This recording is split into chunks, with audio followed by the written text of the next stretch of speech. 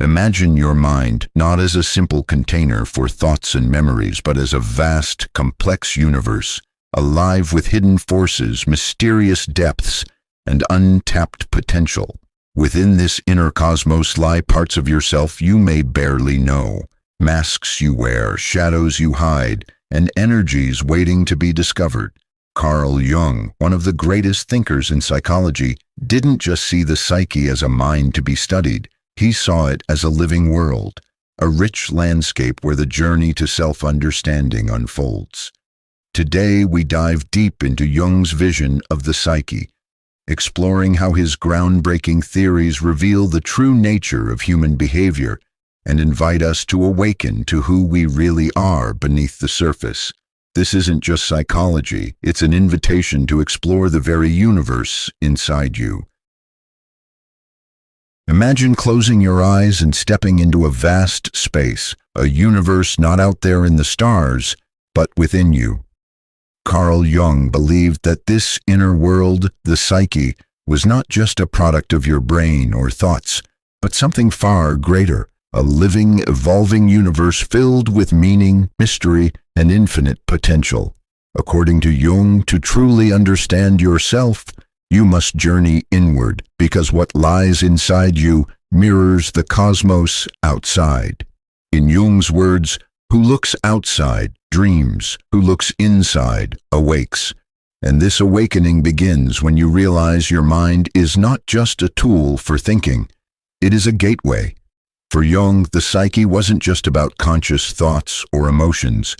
It was an entire ecosystem. It had structures, patterns, forces, and functions, and all of it was alive, dynamic, and deeply interconnected. Most of us believe we are only what we are aware of, our names, our jobs, our memories.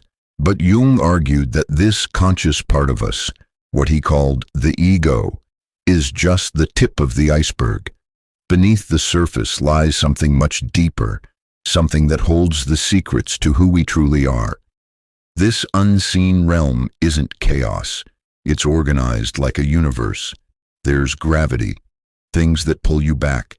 There's darkness, parts of yourself you refuse to see. And there's light, moments of truth that guide your path. You are not just a thinker or a doer. You are a system of inner worlds. Every dream, every fear, every sudden emotion, they're not just random. They're signals from this inner cosmos, trying to guide you toward wholeness. Jung's view of the psyche was revolutionary because he treated it as real, not just metaphorical. When you dream, you are not just seeing nonsense. You are witnessing symbols, language spoken by the unconscious.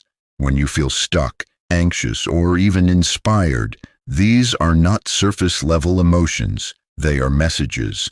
Something within is trying to be known. Jung saw these experiences as doorways to self-discovery, but only if we take them seriously. One of Jung's most powerful ideas is that the human psyche is both personal and universal. You carry your unique life experiences, your traumas, memories, relationships, but layered beneath that is a deeper level that connects you to all of humanity. This deeper layer, which Jung called the collective unconscious, contains universal patterns and images that appear across cultures, religions, and myths. These shared symbols are not learned, they are inherited. They rise up in our dreams and stories because they are built into the structure of the human mind. This is why people from opposite sides of the world can understand the same myth or feel the same fear of the dark. It's already inside us. So what does all of this mean for you, for your life, your choices, your future? It means that the answers you're looking for are not only out there in books or advice from others, they are within. Your psyche holds wisdom that logic can't always reach. And Jung believed that by learning to explore this universe inside you, you begin the most important journey of your life, the journey toward the self. The self, for Jung, is not your ego or your personality. It is the totality of who you are. The conscious and unconscious, the light and the shadow, the male and the female, the divine and the wounded. The self is the center of your inner universe, and finding it isn't about becoming someone new. It's about becoming who you already are beneath the masks. This is the beginning of your transformation, not by escaping your problems, but by entering them, understanding them, and allowing them to guide you toward greater wholeness. Your psyche is not broken. It's complex, mysterious, and full of hidden meaning. Every fear has a root. Every dream has a lesson. Every emotion is a doorway. You are more than your thoughts. You are more than your past. You are the carrier of a vast inner universe that reflects the entire human story, and Jung invites you to step through the portal, to explore, to awaken, because within you lies the map to your greatest discovery, your true self. Let the journey begin. To understand Jung's vision of the psyche, we must first meet the man behind the vision, Carl Gustav Jung. He wasn't just a psychiatrist, he was a psychological explorer, a spiritual seeker, and in many ways, a visionary who dared to map the unknown territories of the human soul. While Sigmund Freud focused on the dark impulses buried in our unconscious, Jung believed the human psyche was more than repressed desires. It was a deep well of creativity, mystery, and potential. And unlike many scientists of his time, Jung treated dreams, myths, symbols, and even spirituality as serious keys to understanding human behavior. Jung was born in 1875 in Switzerland into a family of theologians and scholars. From early childhood, he had vivid dreams and visions that left him with a sense that something powerful and unseen was always present. He grew up in a household where religion, mystery, and the idea of the soul were taken seriously, and these early experiences shaped the path he would later walk. But Jung wasn't interested in dogma or blind belief. He wanted to explore the mind scientifically, while remaining open to the mysteries science couldn't yet explain. His career started under the influence of Freud. The two men shared a deep interest in the unconscious mind, and for a time, Freud saw Jung as his intellectual heir. But as their ideas evolved, they began to diverge. Freud saw the unconscious primarily as a repository of repressed sexual and aggressive instincts. Jung, on the other hand, saw the unconscious as a creative and spiritual force, not just something dark and dangerous, but something that could help you grow, evolve, and even heal. This break with Freud wasn't just intellectual, it was emotional and deeply painful for Jung. But it also marked the beginning of his most original and powerful work. Jung turned inward, exploring his own dreams, fantasies, and visions. During this time, he recorded his inner experiences in what later became known as the Red Book, a deeply personal document filled with art, symbols, and reflections. Through this self-exploration, Jung began to develop the theories that would define his legacy. At the core of Jung's work is the belief that every person has an inner world, the psyche, that is rich, symbolic, and often unknown to the conscious mind. And to live a truly meaningful life, we must confront this inner world, engage with it, and integrate it. He didn't just want people to cope with life. He wanted them to transform through it. Jung introduced concepts that have now become essential to psychology and pop culture alike. The archetypes, the shadow, the persona, the anima and animus, and the process of individuation. These weren't just theoretical ideas. They were tools to help people understand themselves on a deeper level. Jung wanted to know why people felt lost, anxious, disconnected, and he believed it was often because they were ignoring parts of themselves that desperately wanted to be seen and heard. He also saw immense value in myth, religion, and ancient wisdom. Jung wasn't promoting any one belief system, but he believed that myths and symbols contained timeless truths about the human condition. Whether in the Bible, Greek myths, Hindu texts, or alchemical symbols, Jung found recurring patterns, universal images that he believed came from a shared layer of the psyche, the collective unconscious. Jung's approach to therapy wasn't about fixing people in a traditional sense. It was about guiding them back to themselves. He often said, "The privilege of a lifetime is to become who you truly are." This process, becoming your true self, isn't easy. It requires confronting uncomfortable truths, embracing your flaws, and listening to the parts of yourself that you usually avoid. But for Jung, this was the path to meaning, healing, and inner peace. He lived a long life, passing away in 1961, but his ideas remain incredibly relevant. In a world overwhelmed by information, stress, and distraction, Jung offers something deeper, a path inward, a reminder that the real journey isn't just about success or achievement. It's about self-awareness, inner balance, and becoming whole. Carl Jung wasn't just a man of science. He was a guide to the unseen, a translator of dreams, and a pioneer of the soul's landscape. Through his work, he invites each of us to become explorers of our own psyche, and to discover that within the depths of the mind lies a universe waiting to be known. Carl Jung didn't see the psyche as a simple machine or a collection of thoughts and emotions. For him, it was a vast living system, almost like a personal cosmos with layers, centers, and gravitational forces that shape every part of your being. Jung's concept of the psyche is one of the most intricate and profound models of the human mind ever proposed.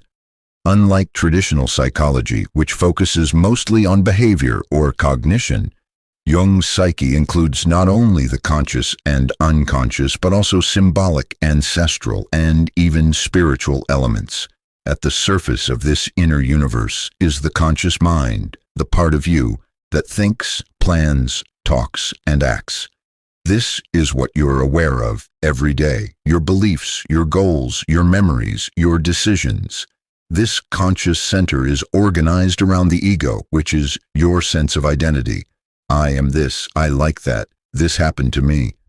The ego gives you a sense of who you are in the world. But here's the key. The ego is not the full story. In fact, it's a very small part of the whole psyche. Beneath the conscious mind lies the personal unconscious. This part contains everything you've experienced but have forgotten or pushed away. Traumas, memories, emotions, and desires that don't fit into the picture your ego wants to maintain. It's like a basement filled with things you didn't want to throw away, but didn't want to look at either. These repressed or ignored contents don't just sit quietly.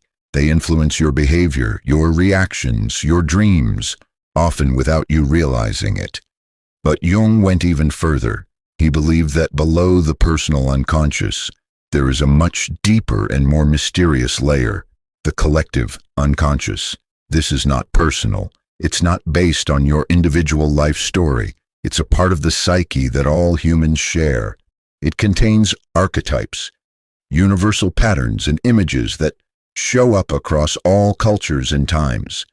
These are the same symbols found in myths, fairy tales, and religious stories around the world. Whether it's the wise old man, the great mother, the hero, or the trickster, these figures live inside all of us and shape how we experience life. All these levels, the ego, the personal unconscious, and the collective unconscious, are in constant interaction. They influence how you feel, how you dream, and even how you see the world. Jung believed that the psyche is always trying to bring balance between these parts. When something gets out of balance, when the ego becomes too rigid, or the unconscious overwhelms the conscious mind, psychological problems appear. Anxiety, depression, compulsions, and nightmares are often signs that something deep in the psyche needs to be acknowledged or integrated. And here's the most beautiful part of Jung's vision. He believed that the psyche is self-regulating and goal-oriented. That means your mind is not just reacting to things. It is always trying to guide you toward growth, wholeness, and healing. Even the things that hurt you or confuse you are part of this deeper movement toward becoming your full self. Jung called this ultimate goal the self, not to be confused with the ego. The self is the center of your entire psyche. It holds your full potential, including the parts you've ignored, denied, or haven't yet discovered. Jung also emphasized that the psyche doesn't speak in plain language. It communicates through symbols, dreams, and synchronicities, those strange coincidences that feel too meaningful to be random. He believed that learning to understand the language of the psyche is essential for personal transformation. This is why he encouraged dream analysis, active imagination, and engagement with myths and art. These are the ways the deeper self communicates. In Jung's view, your inner world is not a static structure. It's a dynamic, evolving universe. Just like stars are born, collapse, and reform in the cosmos, parts of your psyche are constantly shifting, dying, and being reborn. And your job is not to control it all, but to build a relationship with it, to listen, to learn, and to grow. So when Jung talks about the psyche, he's inviting you to think of yourself not as a list of traits or behaviors, but as a complex, beautiful, and sometimes chaotic inner world. A world that is alive with stories, symbols, and forces. A world that, when explored, can lead you to your truest self. Not the mask you show the world, but the deep, whole, evolving self within. The ego, according to Carl Jung, is the center of your conscious awareness. It's the part of you that says, I want, I believe, I remember, I feel. It forms your sense of identity in the waking world. When someone asks, "Who are you?" your ego answers with your name, your job, your preferences, your history. It gives structure to your everyday life and helps you function in society. But while it's essential, Jung believed the ego is also deeply limited and often deeply mistaken. One of Jung's most important insights was that the ego confuses itself with the whole self. It believes it is the total you. But the ego is only a small island floating in a vast ocean, the unconscious. When we forget this, we fall into illusion. We start to think that we are only our thoughts, our titles, our past. And this belief cuts us off from the larger, deeper parts of ourselves, the parts that actually hold our potential for transformation. The ego likes control. It wants things to be predictable, rational, and familiar. It builds a self-image, sometimes a very rigid one, and then works hard to protect that image at all costs. If something threatens the ego's picture of who you are, it reacts with fear, denial, or defensiveness. This is why growth often feels uncomfortable. It challenges the ego, and yet that discomfort is a signal that something deeper is trying to emerge. Jung didn't view the ego as bad or wrong. In fact, it's necessary. Without it, you couldn't organize your thoughts, make decisions, or relate to the world. The problem begins when the ego becomes inflated, when it tries to dominate or ignore the unconscious. This creates a split. The ego lives in a tight bubble, while the rest of the psyche remains unexplored and neglected. Jung warned that this imbalance can lead to anxiety, depression, neurosis, or even complete breakdowns, because the unconscious will not be ignored forever. It will find a way to speak through dreams, symptoms, crises, or inner conflict. One of the ego's biggest challenges is dealing with the shadow, the parts of yourself you don't want to see. The ego wants to be good, to feel moral, successful, confident. But everyone has hidden traits: anger, envy, selfishness, fear, even forgotten talents and desires that the ego pushes into the dark. When the ego refuses to acknowledge these parts, they don't go away. They gain power in the unconscious, often showing up in harmful or unconscious behavior. Jung believed that confronting the shadow is crucial to becoming whole. And the ego must be willing to admit, I am not everything I thought I was. Another limitation of the ego is its blindness to the collective unconscious. Your ego sees itself as unique, separate, and independent. But Jung believed we all carry within us inherited psychological patterns, archetypes, that shape our experiences, choices, and struggles. These forces are bigger than your personal story. They are part of being human, but the ego can't understand them unless it opens up to the symbolic, the mysterious, and the spiritual dimensions of life. That's where dreams, art, myths, and rituals come in. They bypass the ego's logic and speak directly to the unconscious. Jung encouraged people to work with these symbolic tools to begin a dialogue between the ego and the deeper self, because the goal is not to destroy the ego but to integrate it into a larger whole. He called this process individuation, the journey of becoming a complete person by uniting the conscious and unconscious parts of the psyche. As this process unfolds, the ego becomes more flexible, humble, and open. It stops pretending to have all the answers. It becomes curious rather than controlling. It listens instead of defending.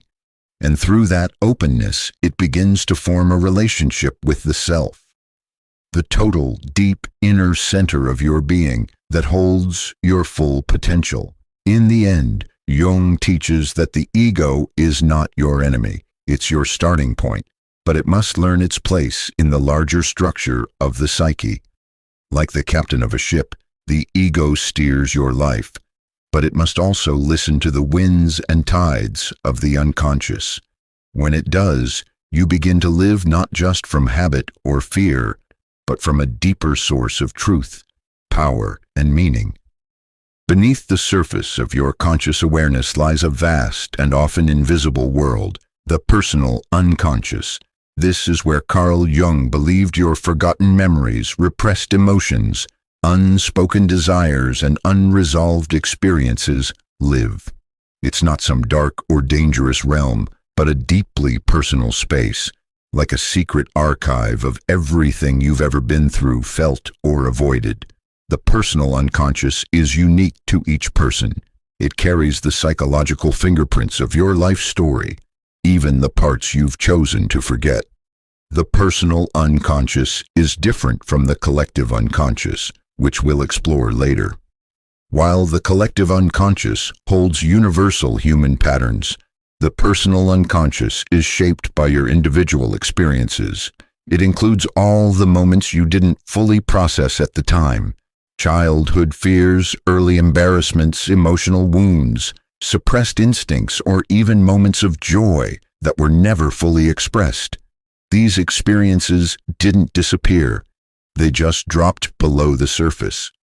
One of Jung's most powerful ideas is that these buried contents still influence you. Even if you're not aware of them, they continue to live inside you, shaping your thoughts, feelings, choices, and relationships. For example, a person who was constantly criticized as a child might develop a deep fear of failure without realizing where it comes from. That fear can steer their entire life, making them avoid risks, sabotage success, or become overly perfectionistic. The personal unconscious silently pulls the strings, often without you knowing. How do things end up in the personal unconscious? One major way is repression. When a thought or feeling is too uncomfortable or unacceptable for your ego to handle, it gets pushed down. This isn't done deliberately, it's a defense mechanism. The ego says, this is too much, and the psyche hides it. But Jung believed that nothing stays buried forever. What's repressed will often return in disguised forms, through dreams, emotional triggers, slips of the tongue, or unexplained moods. Jung also saw the personal unconscious as the birthplace of complexes. A complex is a cluster of related thoughts, feelings, and memories, organized around a central theme, often a painful or emotionally charged one. For example, Someone might have a mother complex shaped by early experiences with their mother. This complex can influence how they respond to authority figures, how they relate to women, or how they parent their own children. Complexes are like mini personalities in the psyche. They can take over in certain situations, making you react in ways that feel automatic or irrational. But Jung didn't see the personal unconscious only as a source of problems. He saw it as a source of healing and creativity, if you're willing to explore it. By becoming aware of what you've hidden or forgotten, you can integrate those parts into your conscious self. This is the beginning of inner wholeness. The goal is not to stay wounded, but to understand the wound and allow it to teach you something about who you really are. Dreams are one of the most important tools for exploring the personal unconscious. Jung believed that dreams are messages from the unconscious, using symbols and images to express what the conscious mind doesn't yet understand. For example, if you keep dreaming of being chased, it might not be about an external threat. It could represent a part of yourself that you're running from. Through dream work, you begin to uncover what your unconscious is trying to tell you. Another method Jung used was active imagination, a technique where you consciously enter into a dialogue with figures or images from the unconscious. You allow your inner world to speak, and you listen with openness. This kind of inner work brings hidden material into the light and helps the ego form a relationship with the unconscious, instead of being ruled by it. Jung's approach to the personal unconscious wasn't about eliminating it or cleaning it out. It was about integration. Every forgotten part of you, every emotion, memory, or desire has something to contribute. By facing what's hidden, you reclaim lost energy and move towards psychological wholeness. You stop being a fragmented self and start becoming a complete one. So the personal unconscious is not your enemy. It's your unspoken story, your emotional memory, your inner landscape. It holds the keys to your triggers, your patterns, and your potential. And when you begin to explore it, you take the first steps toward true self-awareness. Not by escaping your past, but by transforming it into wisdom. Carl Jung introduced a groundbreaking idea that reshaped modern psychology, the collective unconscious. Unlike the personal unconscious, which contains your individual memories and repressed experiences, the collective unconscious is universal. It's a vast shared psychic layer inherited by all humans, regardless of culture, background, or history. Jung described it as the deep foundation of the human psyche, a kind of spiritual DNA that connects every person across time and space. What makes up this collective realm? Archetypes. These are universal symbols, themes, and patterns that exist in all human minds. You've seen them in myths, religions, fairy tales, art, and even in your own dreams. The wise old man, the nurturing mother, the heroic warrior, the trickster, these are all archetypes. They aren't just characters, they are psychic blueprints that influence how we perceive the world, how we relate to others, and how we experience life. Think of archetypes as invisible molds that shape our thoughts and behavior. You don't learn them from books or teachers. They are already inside you. For example, even a child who has never heard a story about a hero instinctively understands the journey of overcoming adversity. A person may never study mythology, yet still feel drawn to the idea of transformation, sacrifice, or rebirth. These patterns are embedded in the psyche from birth. The collective unconscious explains why different cultures separated by vast distances tell similar stories, why ancient Egyptians, Greeks, and Native Americans all had gods of the sky, underworld, and love. Why fairy tales from Japan and Germany share similar plots.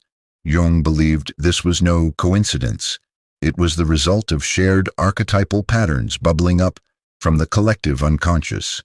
But these archetypes aren't just stories. They are living forces. They activate during key moments in your life: a crisis, a relationship, a dream, a creative breakthrough. For instance, when you fall in love, the Anima or Animus archetype, your inner image of the opposite gender, may project itself onto the other person. You're not just seeing them, you're seeing something from deep within you. And that's why love can feel magical, irrational, or overwhelming.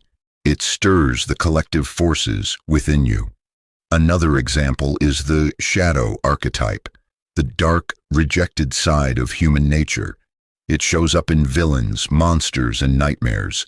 But it also lives inside you in your repressed instincts, anger, and fears. When ignored, the shadow becomes dangerous, showing up in projection, where you see in others what you refuse to see in yourself. But when you face the shadow with awareness, it becomes a source of power and growth. The collective unconscious is also the source of spiritual longing. Jung noticed that humans everywhere have a deep need for meaning, transcendence, and connection to something greater. This isn't just a religious idea, it's a psychological truth. The archetype of the self, the inner God image or divine center, calls people toward wholeness. Whether through meditation, religion, creativity, or service, humans are always trying to reconnect with this deeper source. Importantly, the collective unconscious isn't something mystical or magical, it's natural. Jung saw it as an inherited part of the human mind, just like instincts are inherited in animals. A bird doesn't learn how to build a nest, it's born with that knowledge. In the same way, humans are born with deep symbolic knowledge and a readiness to respond to archetypal themes. The collective unconscious is what makes us human at the deepest level. For Jung, recognizing the collective unconscious meant seeing the bigger picture. You are not just your personal memories or struggles. You carry within you the dreams, fears, and wisdom of all humanity. Your life is connected to ancient patterns. When you suffer, you are not alone. When you dream, you enter a world shared by millions. When you create, love, or search for truth, you are tapping into something timeless. Understanding the collective unconscious allows you to deepen your self-awareness and connect more meaningfully with others. It brings humility because you realize you are part of something much larger. And it brings empowerment because the stories that shaped the gods and heroes of the past are alive in you too. Jung's vision of the collective unconscious invites you to explore not just your mind, but the soul of humanity. It reminds you that you are not isolated.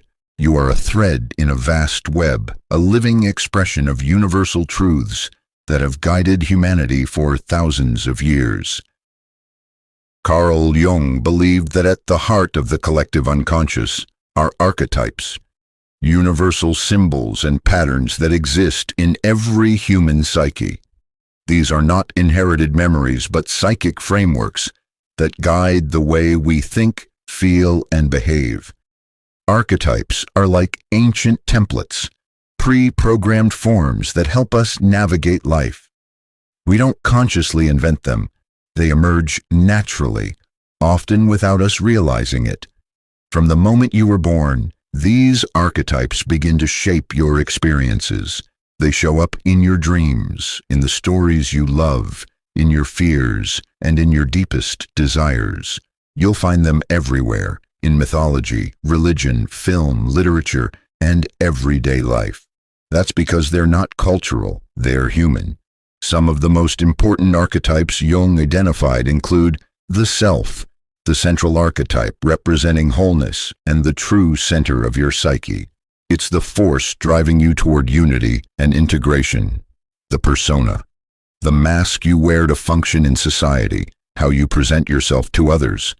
The shadow, the parts of you that are hidden, rejected, or feared, often holding both danger and potential.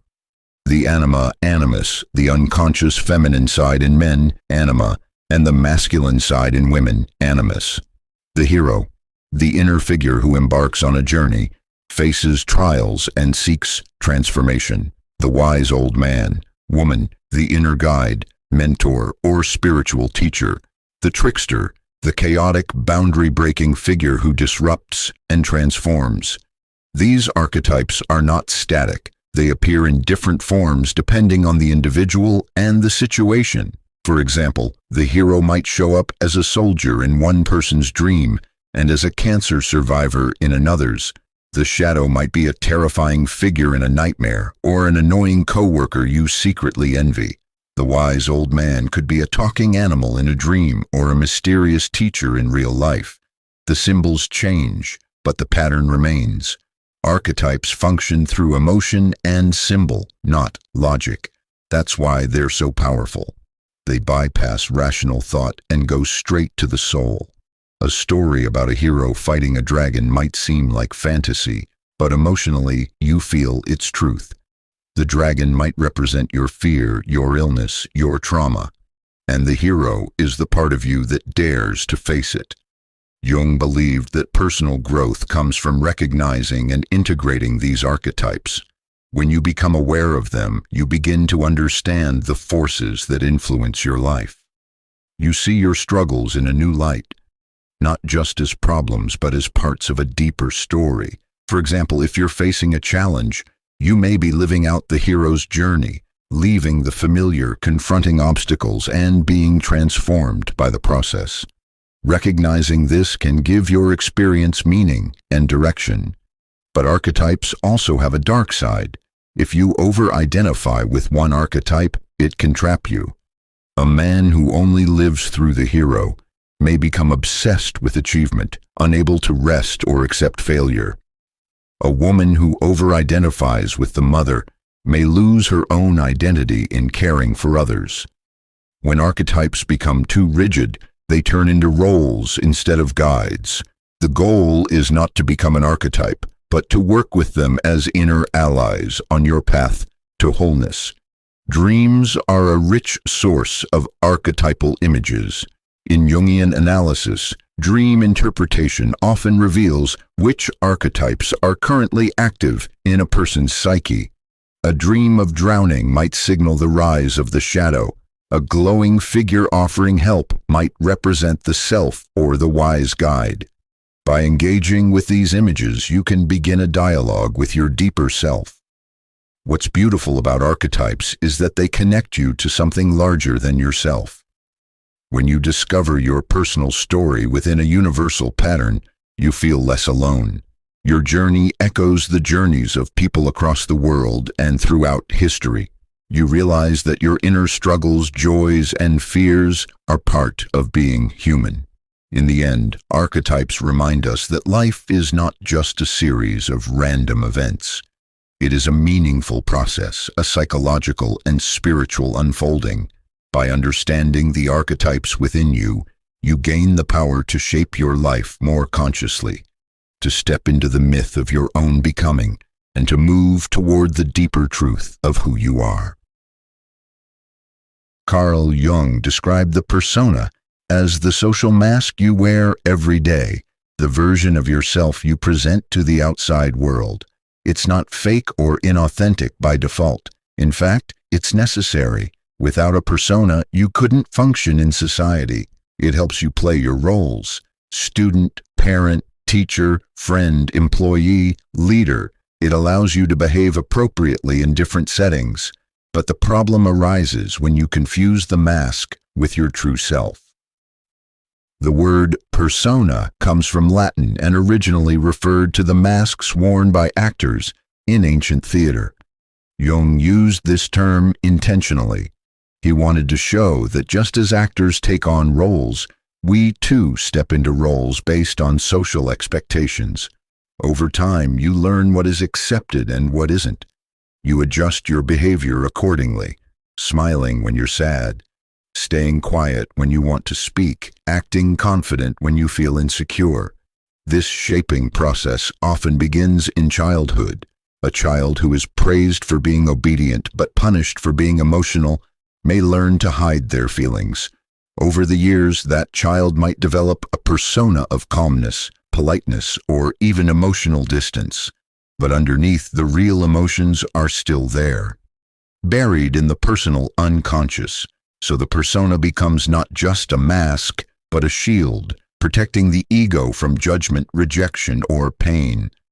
Jung did not say the persona is evil. In fact, it's essential for navigating daily life. Imagine trying to speak your unfiltered thoughts in every conversation or express your raw emotions in every moment. The persona helps create boundaries. It organizes social interaction. The danger, however, is when you become over-identified with it. That is, when you forget that it's a role and start believing it's all you are. This over-identification leads to what Jung called inflation of the persona. The person becomes trapped in their role. A doctor might believe they must always be the expert.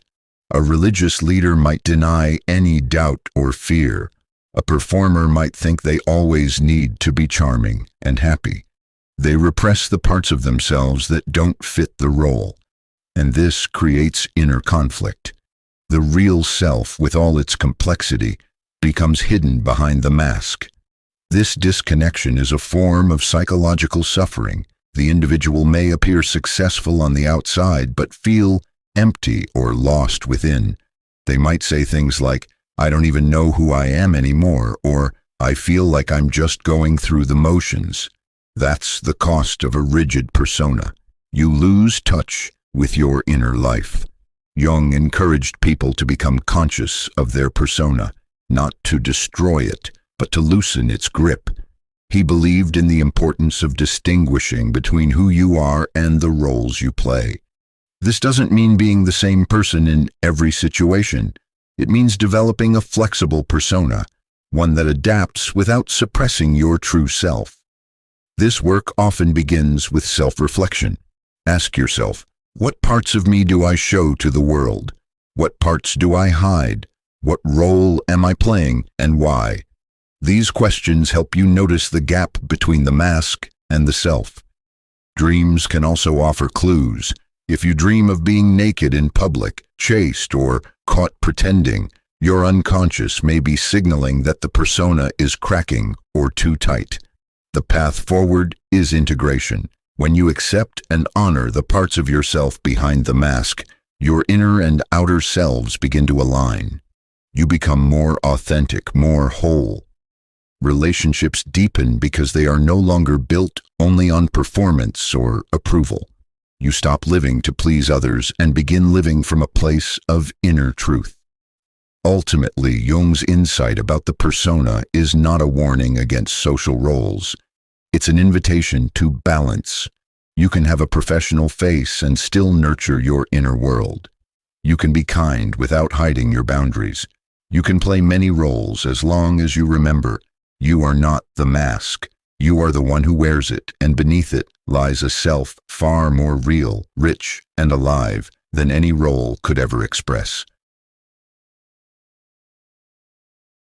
One of Carl Jung's most profound and challenging concepts is the shadow, the part of your psyche that contains everything you have rejected, denied, or hidden from yourself. The shadow is often seen as the dark side of your personality, but it's not simply evil or negative. It's a complex, vital part of who you are. The shadow holds your fears, insecurities, instincts, and impulses that you don't want to acknowledge. But it also carries tremendous creative and transformative energy. From early childhood, you learn what behaviors, feelings, or thoughts are unacceptable, either because society condemns them or because your family environment discourages them.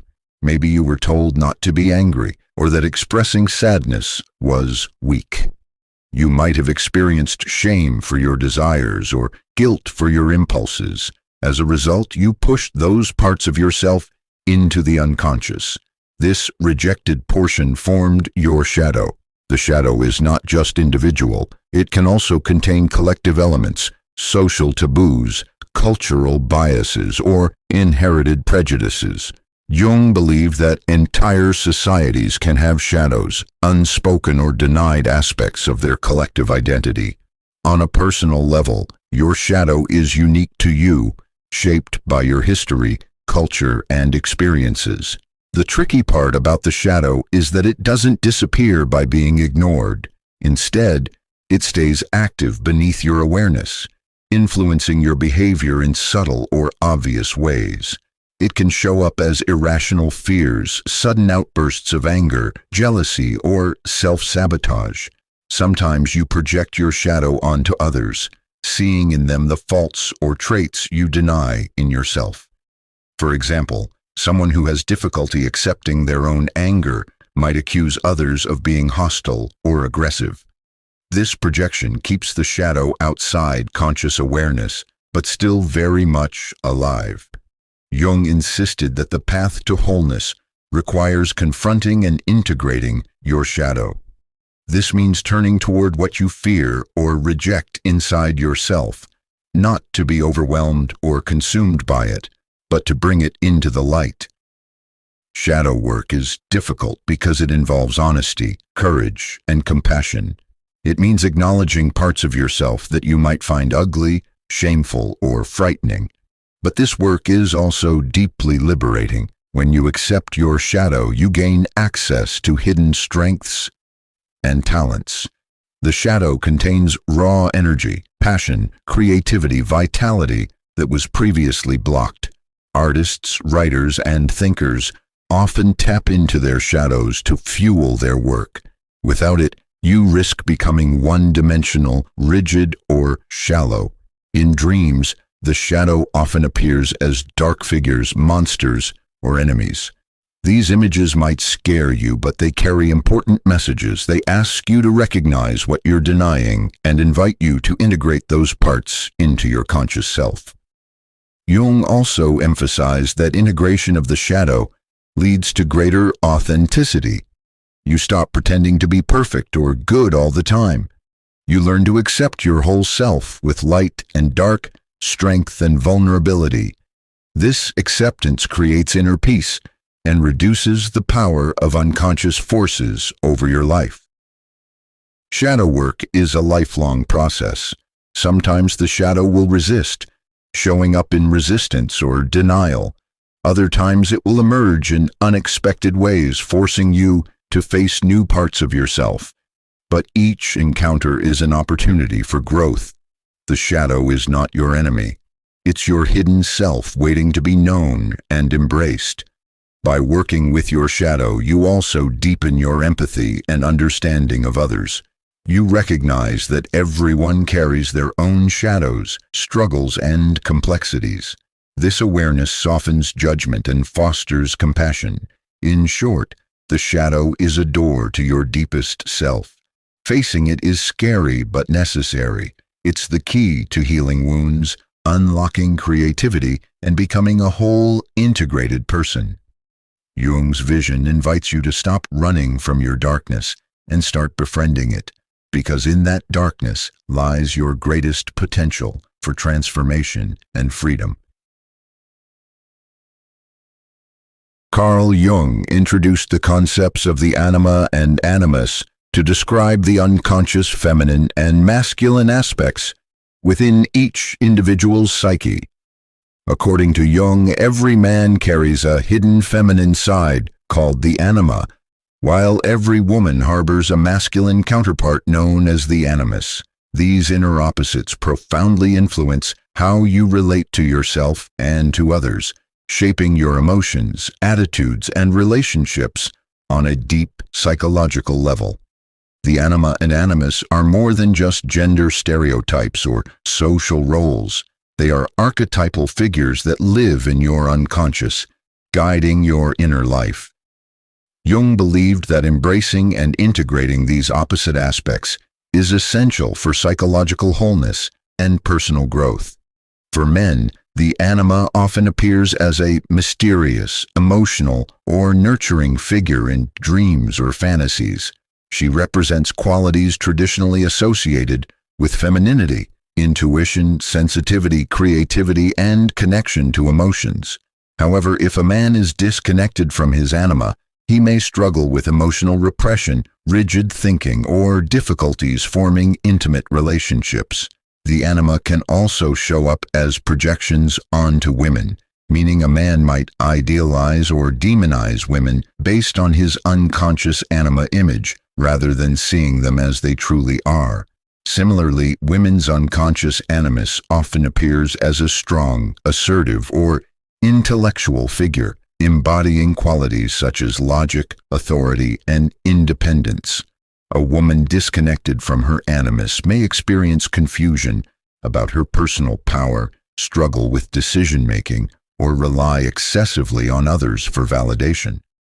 Like the anima, the animus can be projected onto men, leading to unrealistic expectations or misunderstandings in relationships. The journey towards psychological maturity involves becoming aware of and integrating these inner opposites. This process helps balance the masculine and feminine energies within you, allowing for a more flexible, authentic, and harmonious personality. Instead of being trapped by rigid gender roles or unconscious projections, you develop a deeper understanding of yourself and your relationships. This integration also enriches creativity and spirituality. The anima and animus connect you to symbolic, intuitive, and transcendent dimensions of experience. Many artists, poets, and mystics have described encountering these inner figures as a source of inspiration and insight. In dreams, encounters with the anima or animus are often vivid and powerful.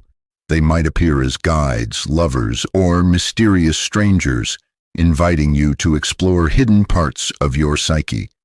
Paying attention to these dream figures can reveal unresolved conflicts, desires, or potentials waiting to be awakened. Recognizing and working with the anima and animus is a step toward what Jung called individuation, the lifelong process of becoming your true self. By embracing your inner opposite, you break free from limiting beliefs and embrace the full spectrum of your humanity. In relationships, this awareness fosters empathy and balance. Understanding your own unconscious dynamics helps you relate to others more authentically, reducing projections and misunderstandings.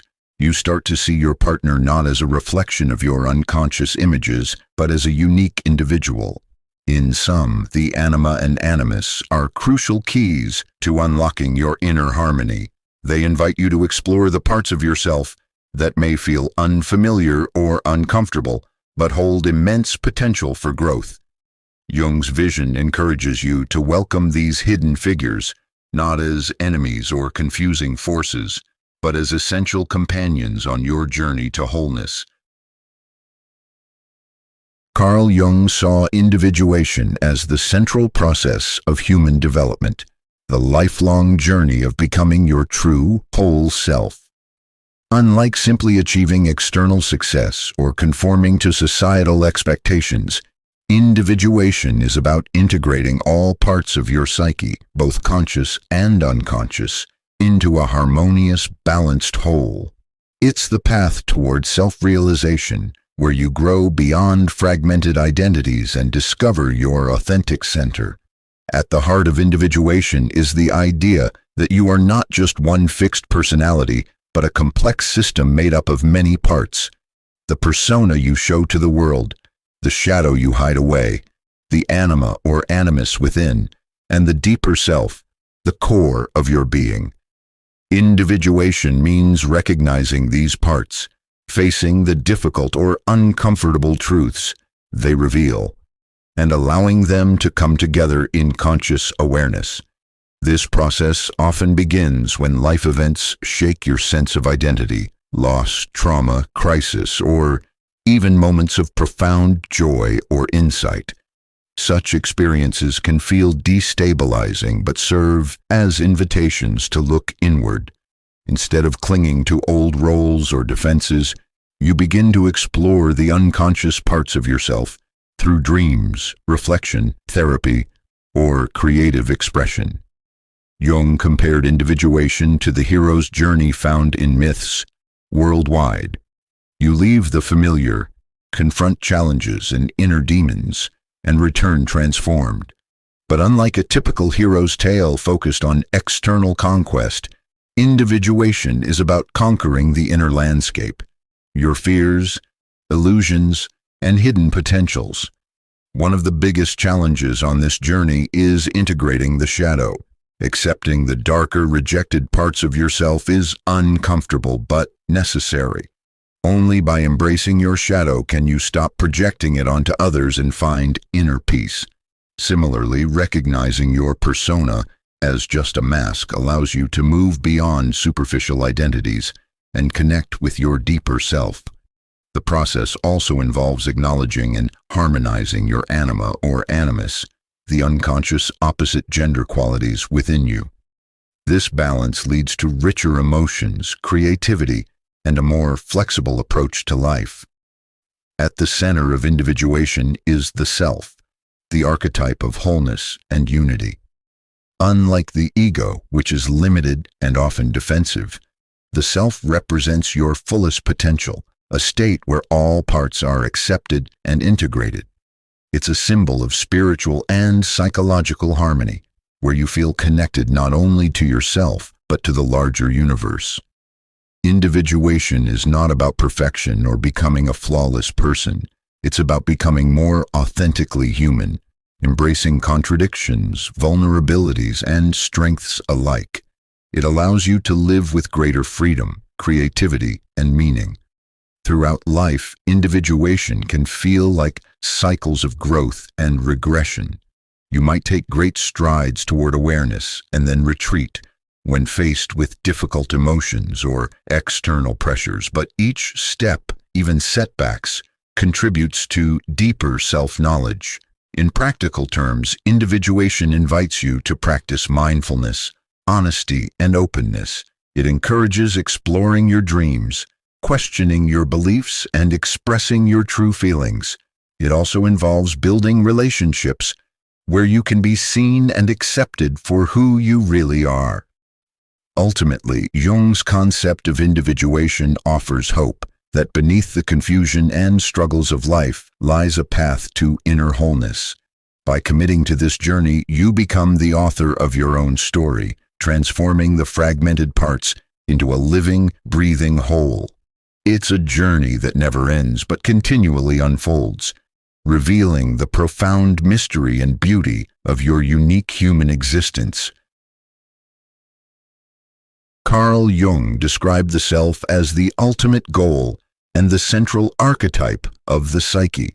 It represents the totality of your being, the union of conscious and unconscious, the integration of all parts of your personality into a harmonious whole. The self is not just who you are in daily life. It's the deepest essence of your inner universe, the core from which your true identity springs. Unlike the ego, which is the center of your conscious awareness and often limited by personal biases, the self is much larger.